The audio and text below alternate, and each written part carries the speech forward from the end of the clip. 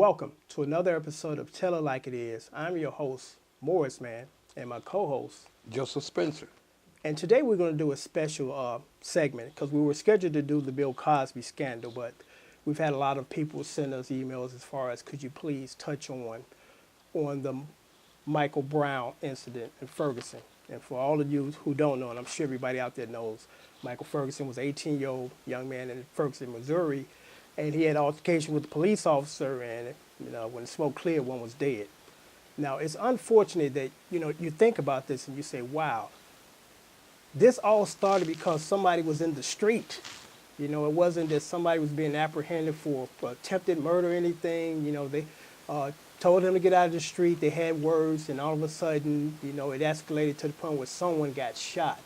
And it's so unfortunate because I look at the small things like when we were growing up, you and I, there were always two police officers in a squad car. There was never one. They just started this nonsense about maybe 10 years ago from saving money. And it's unfortunate because in numbers you can keep the peace. In numbers you can keep things from escalating to the point where somebody gets shot. And in numbers also it eliminates perhaps a person decided to try to take on the police and snatching guns, because we wasn't there, so we don't know. But that's what supposedly took place, that, Mike Brown got out of hand, tried to go for a police officer's gun, and as a result of that, he had to protect himself, and he shot him.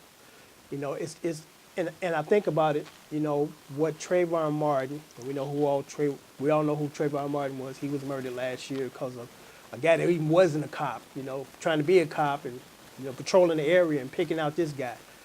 What Trayvon Martin and what Mike Brown have in common, they didn't have their fathers in the house. And we talk about that a lot on this show because to me, that's the foundation of this show. And we talk about it a lot as far as we have to go back to trying to build a strong family base. Whether you're black or white, it really doesn't make a difference. But, it says a lot when you marry somebody and commit to them and you have children and you're committed to taking care of these kids collectively until they're able to take care of themselves. But unfortunately, what's going on mainly in our community is you got 16-year-old girls getting together with 16-year-old guys or older and having sex, and usually in their parents' house or mama house or grandmama house, and they having these kids. And these young men are not trying to commit, because I hear a lot of this from black women. There ain't a lot of good men out there.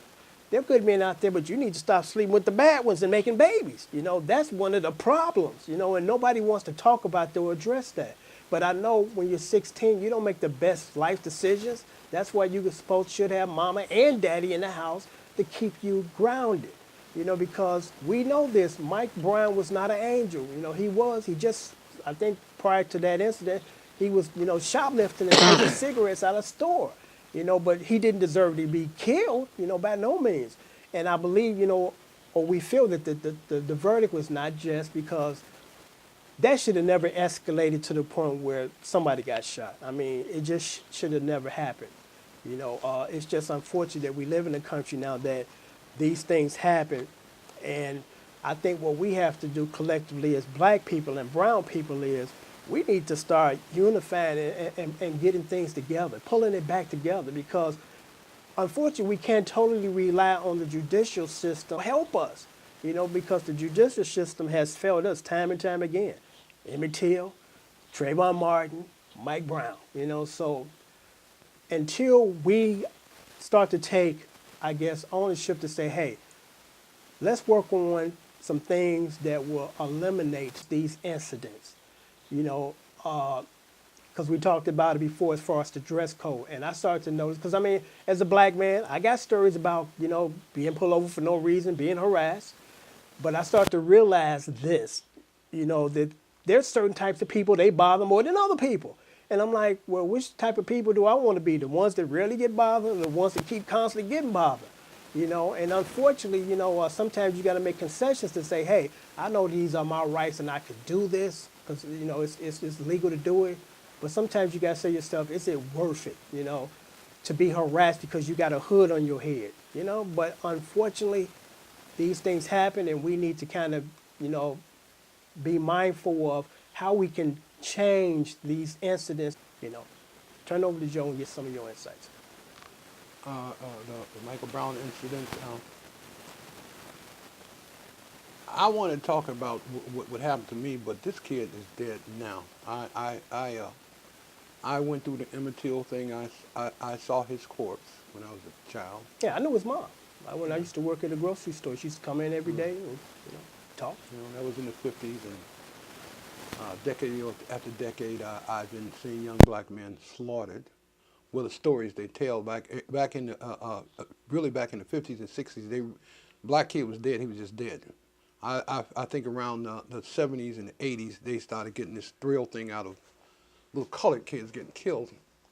When I was young, I was an artist, and I was looking for a place where I could sit down and do my art. We had a building called the Rosenwald Building, where all the upper middle class professional blacks lived, and I would go up in there, do my little solace in it, do some sketches. And the first time I heard the click is when I was drawing. And then when I turned to look, it was a Chicago police officer who had pulled the hammer back and told me to get my black ass on the ground. I complied. If I hadn't, he could have shot me or whooped my ass, whatever his intention was. But his intention was to scare me and not to come back there where my little black ass didn't belong. So that's a story years ago. But these kids getting killed now, it seems like they don't know anything about authority. When I was 16, 17 years old, and a man had a gun, may he be a cop or whatever, I was going to comply to his wishes or his orders. This cop had a uniform on, a badge. This kid should have complied to it. Or just leave. Or get out of the street. Get out of the street, whatever. Yeah, but I'm quite sure the cop told him to get down. Yeah, I mean, you have to be smart to live another day. And it ain't an issue of copping out or being a punk. Being a punk. It's none of that. It's called using your head. But again, it goes back to parenting. Yeah. When I was growing up, I was nowhere where I didn't supposed to be. Either I was going to school, at work, or at home, or going somewhere productive. But again, regardless of that, Mike Brown did not deserve to be shot. He did not deserve to be. What happened to the stun guns or, those types of things to subdue people? Because, again, we talking about an altercation that stemmed from somebody was in the street. Somebody's in the street. But the average Caucasian, the average middle-class blacks have been conditioned to be afraid of young black men, especially if they're 6'5". He's not going to have any grandkids or children. Life had just started. Just started. And you mentioned the thing about being a punk. That was a catchphrase little girls use instead of going, there ain't no real black men. They didn't have anybody to teach them what a man was, so like on the movies and in the books. Yeah. They're going for this little thug thing. He's a real man. He's got money in his pocket, blah, blah, blah. Most of the young black women, when I was a kid and up to now, if you don't have anything, you're not a man. Yeah, and in order to get a good man or good woman, you got to be a good man or good woman yourself. Yeah. Because good people don't hook up with losers. Good people don't. Or non-productive people. Non-productive, because they're not in that atmosphere. Exactly. If you get on campus, like I try to tell some young men, I said when I got on campus, I began to meet. I didn't know women existed like that. Black, white, Jewish. I was sick of being called an MF, you punk, you this, that, and the other. I wasn't used to women sitting down and having a discussion with me instead of an argument.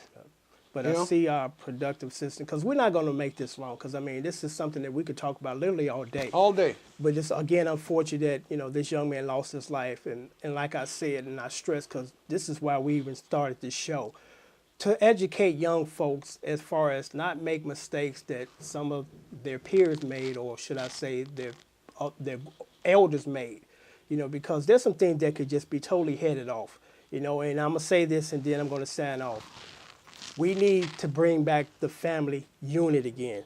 Husband, wife, children, instead of girlfriend or ex-girlfriend, ex-boyfriend, baby, because unfortunately it takes two to raise your children. There's some people or women believe, I can do it all by myself. Well, you know what? You should have had a baby by yourself, because as much as you want to feel that way, your daughter or your son needs daddy in the house to help him. So on that note, I'm going to sign off. And again, I thank you for coming to our show. Tell it like it is. I'm your host, Morris Mann, and my co-host. Joseph Spencer. And until next time, keep thinking.